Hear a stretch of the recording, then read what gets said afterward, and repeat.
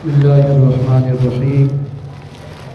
عن أنس رضي الله تعالى عنه قال قال رسول الله صلى الله عليه وسلم من صلى لله 40 يوما في جماعة يدرك التكبيرة الأولى كانت له براءة من النار وبراءة من النفاق أو كما قال عليه الصلاة والسلام.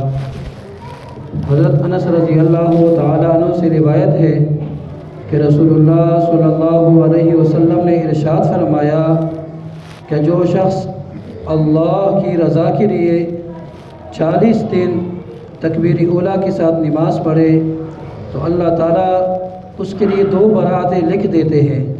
نمبر 1 آگ سے برات، نمبر 2 نفاق سے برات. تو دیکھو کتنی بڑی فضیلت ہے تکبیر اولیٰ کے ساتھ نماز پڑھنے میں.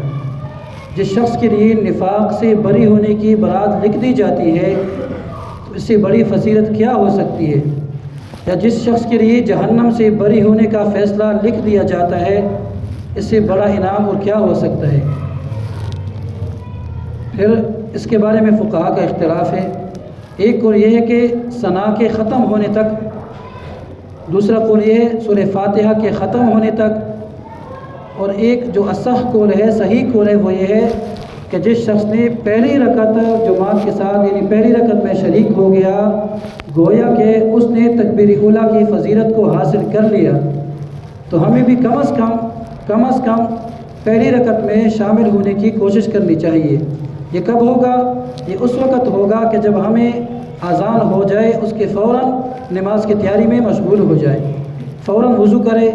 بہتر تو یہ ہے، حدیث میں آیا کہ جو شخص گھر میں وضو کر کے مسجد کے لیے نکلتا ہے تو اس کے ایک ایک قدم پر ایک ایک نیکی لکھ دی جاتی ہے اور اس کا ایک ایک گناہ معاف کر دیا جاتا ہے اور جنت میں اس کا ایک ایک درجہ بلند کر دیا جاتا ہے. اور حدیث میں آیا کہ حب البلاد الی اللہ مساجدها وابغض البلاد الی اللہ اسواقها، کہ اللہ کے نزدیک سب سے پسندیدہ جگہ وہ مسجدیں ہیں اور سب سے مبغوض ترین جگہ بازار ہے.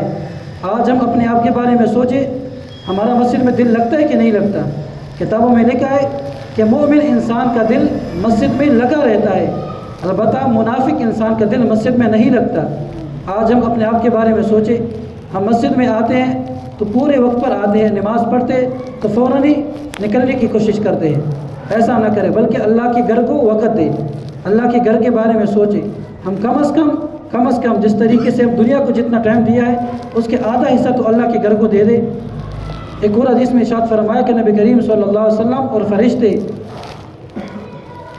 نبی کریم صلی اللہ علیہ وسلم نے پہلی صف میں نماز پڑھنے والوں کے لیے 3 مرتبہ مغفرت کی دعا فرمائی کہ اللہ ان کو جہنم سے نجات دے دے، اور دوسری صف والوں کے لیے 1 مرتبہ دعا فرمائی. اور کتابوں میں لکھا ہے اگر کوئی شخص پہلی صف میں نماز پڑھنے کی فضیلت کسی کو معلوم ہو جائے تو اس کو کتنا درجہ ملے گا؟